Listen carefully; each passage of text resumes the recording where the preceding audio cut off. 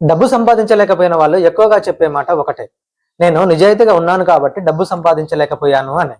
ఒకసారి ఆలోచించండి, నిజాయితీ వల్ల డబ్బు సంపాదించలేకపోతే డబ్బు సంపాదించిన ప్రతి వ్యక్తి నిజాయితీపరుడు కానట్లేనా? అసలు సమస్య నిజాయితీలో ఉందా, లేక డబ్బు గురించి మీ మనసులో ఏర్పరచుకున్న నమ్మకాల వ్యవస్థలో ఉందా? ఈ వీడియోలో క్లియర్గా తెలుసుకుందాం. డబ్బు సంపాదించాలంటే కష్టపడి పని చేయాలని, కష్టపడకుండా డబ్బు సంపాదించాలంటే ఎవరినో ఒకరిని మోసం చేస్తూ ఉండాలి, అబద్ధాలు చెప్పాలి, ఉన్నది లేనట్లు చెప్పాలి, లేనిది ఉన్నట్లు చెప్పాలి, ఏదో ఒక చోట రాజీ పడుతూ ఉండాలి, నిజాయితీగా ఉంటే డబ్బు సంపాదించలేం అనే నమ్మకాన్ని ప్రతిరోజు మీ మనసులో నాటుకుంటూ వస్తున్నారు. మీ చుట్టుపక్కల ఎవరైనా మోసం చేసి డబ్బు సంపాదిస్తే చూశారా? డబ్బు సంపాదించాలంటే ఇలా మోసాలు చేస్తూనే ఉండాలని మీ నమ్మకానికి మరింత బలాన్ని చేకూరుస్తున్నారు.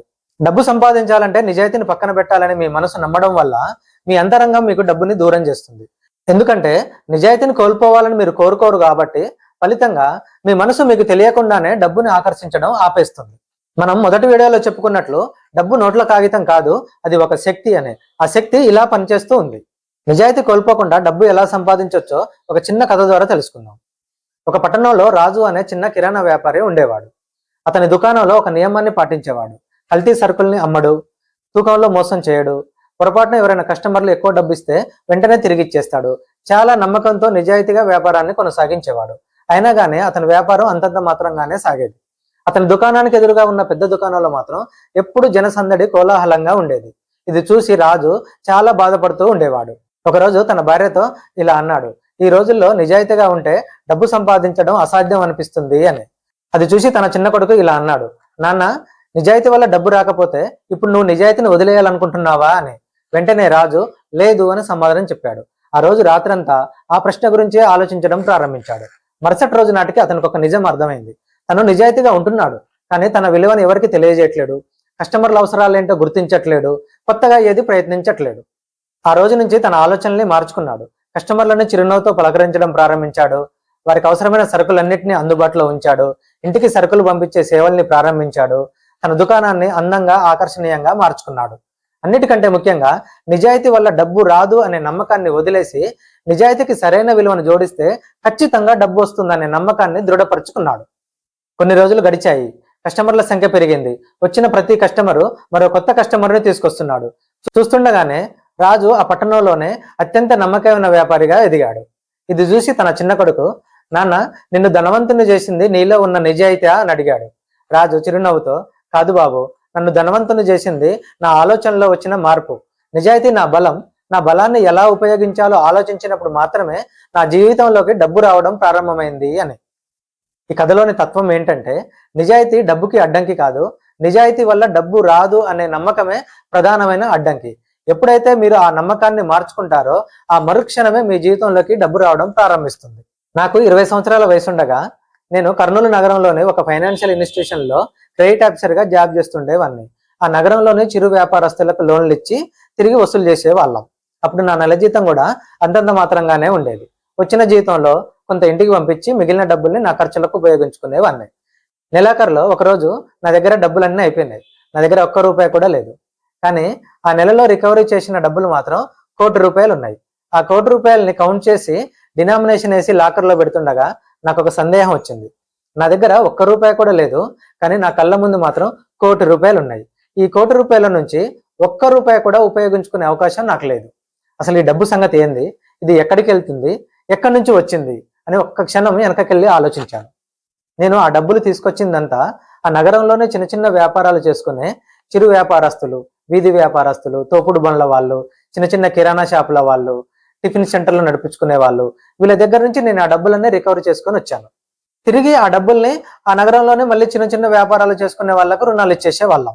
అప్పుడు నేను ఒక విషయాన్ని గుర్తించాను, డబ్బుల యొక్క చలామణి వ్యాపారాలలో జరుగుతుంది అని. వాళ్ళేం పెద్దగా చదువుకున్న వాళ్ళు కూడా కాదు, అయినా సరే ధైర్యంగా వ్యాపారాలు చేసి డబ్బు సంపాదిస్తూ స్వేచ్ఛగా జీవిస్తున్నారు. నేను మాత్రం షరతుల మధ్యలో చాలని జీతంతో నెలంతా ఇబ్బంది పడడం నాకు అస్సలు నచ్చలేదు. వెంటనే ఆ ఉద్యోగాన్ని రాజీనామా చేశాను. నా తోటి కొలీగ్స్ అంతా ఉన్న పలంగా ఎందుకు రాజీనామా చేశావు, మరొక 6 నెలల్లో బ్రాంచ్ మేనేజర్గా ప్రమోషన్ వచ్చే అవకాశం ఉంది, ఇటువంటి సమయంలో ఉద్యోగాన్ని వదులుకోవడం సరైన నిర్ణయం కాదు అని వాళ్ళు నాకు చెప్తున్నారు. కానీ వాళ్ళ మాటలు నా మైండ్కి చేరట్లేవు. నా మైండ్లో మొత్తం డబ్బు వ్యాపారం ఇవే రన్ అవుతా ఉన్నాయి. వాళ్ళ మాటలు పట్టించుకోకుండా ఉద్యోగాన్ని వదిలేసి వచ్చేశాను. ఉద్యోగాన్ని వదిలేసి వచ్చి ఫైబర్ వస్తువుల్ని ఉత్పత్తి చేసే పరిశ్రమను 10 మంది ఉద్యోగస్తులతో ప్రారంభించి విజయవంతంగా కొనసాగించాను. నెలకొకసారి జీతం తీసుకొని నెలంతా ఇబ్బంది పడే రోజు నుంచి ప్రతిరోజు ₹1000 డబ్బులు, స్వేచ్ఛ, 10 మందికి ఉద్యోగాన్ని కల్పించాననే ఆత్మ సంతృప్తి నాకెంతో ఆనందాన్ని ఇచ్చేది. ఇందులో నేను చేసింది నా ఆలోచనలో చిన్న మార్పు, నా మీద నాకున్న నమ్మకం. నమ్మకం చాలా గొప్పది, చాలా విలువైనది. నమ్మకం ఉన్న చోట ధైర్యం ఉంటుంది, ధైర్యం ఉన్న చోట ప్రయత్నం ఉంటుంది, ప్రయత్నం ఉన్న చోట విజయం ఖచ్చితంగా ఉంటుంది. ధనవంతులు కాకుండా సంతృప్తికరమైన జీవితాన్ని ఆనందంగా అనుభవించడం అస్సలు సాధ్యం కాదు. మిమ్మల్ని ధనవంతుల్ని చేసే హేతుబద్ధమైన శాస్త్రీయమైన విధానాలు చాలా ఉన్నాయి. వాటిలో కొన్నిటిని ఈరోజు తెలుసుకొని డబ్బు పైన మీ నమ్మకాలని పూర్తిగా మార్చుకోండి. ఇప్పటి నుండి డబ్బు గురించి ఇలా ఆలోచించండి. డబ్బు అంటేనే నేను, నేనంటేనే డబ్బు. నేను చేసే ప్రతి పని, ప్రతి ఆలోచన డబ్బు గురించే అయి ఉంటుంది. ప్రతిరోజు, ప్రతి క్షణం నేను డబ్బు గురించే ఆలోచిస్తున్నాను. ప్రతిరోజు నేను సులభంగా, సునాయాసంగా డబ్బుల్ని నా జీవితంలోకి ఆకర్షిస్తున్నాను.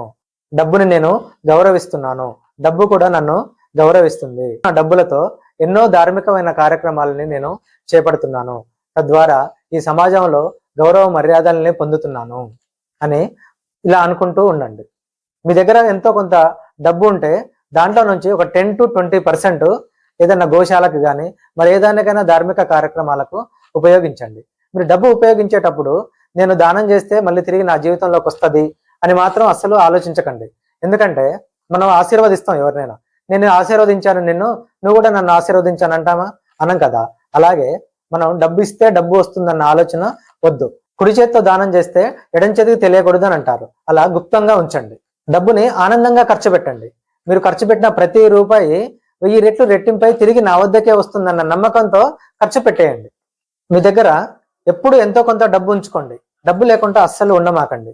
మీ ఇంట్లో అక్కడక్కడ కిచెన్ రూమ్ లో కానీ, హాల్లో కానివ్వండి, బెడ్రూమ్ లో అక్కడక్కడ కొన్ని చిల్లర డబ్బులు, నోట్లు మీకు కనిపించేటట్టుగా పెట్టుకోండి.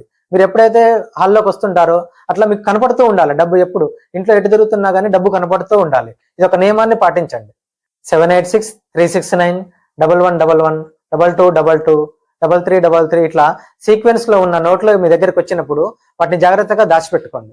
నేను వాటి గురించి మరొక వీడియోలో క్లియర్ గా చెప్తాను. ఖర్చు చేయమాకండి. ఒకవేళ ఖర్చు చేయాల్సి వస్తే ఇలా చెప్పండి: మిత్రమా, ఇన్ని రోజులు నాతో ఉన్నందుకు, నాతో సహవాసం చేస్తున్నందుకు నీకు చాలా కృతజ్ఞతలు. నా యొక్క ఉన్నతమైన ఆశయం కోసం నిన్ను ఖర్చు పెడుతున్నాను.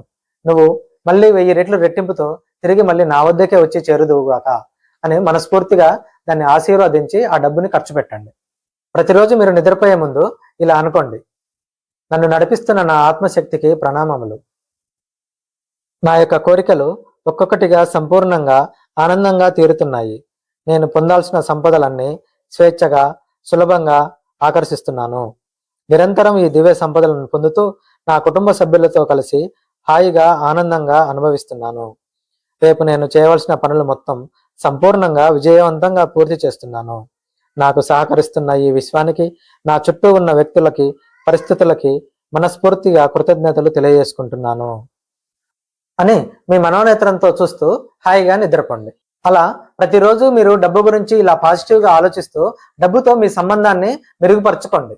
ఈ ప్రపంచంలో ప్రతి గొప్ప సంబంధం, ప్రతి గొప్ప ఆవిష్కరణ, ప్రతి గొప్ప విజయం ఒక నమ్మకంతో ప్రారంభం అవుతాయి. కాబట్టి ప్రతి క్షణం మీ ఆలోచనల్ని గమనించుకుంటూ ఉంటూ డబ్బు పైన మీ నమ్మకాలని బలపరచుకోండి. డబ్బు యొక్క తత్వ రహస్యాలని ఒక్కొక్కటిగా తెలుసుకుంటూ మీ జీవితాన్ని ఆర్థిక సమృద్ధి వైపు కొనసాగించండి. ఇలాంటి విలువైన తాత్విక వీడియోల కోసం ఈ ఛానల్ని సబ్స్క్రైబ్ చేసి మీ ఫ్రెండ్స్ మరియు ఫ్యామిలీ మెంబర్స్కు షేర్ చేయండి. ఈ వీడియోలో నేను చెప్పిన ఏ ఒక్క అంశం నచ్చినా లైక్ చేయండి, కామెంట్ చేయండి. మరో ఆసక్తికరమైన అంశంతో మళ్ళీ కలుద్దాం. తత్వ బై వెంకటేష్.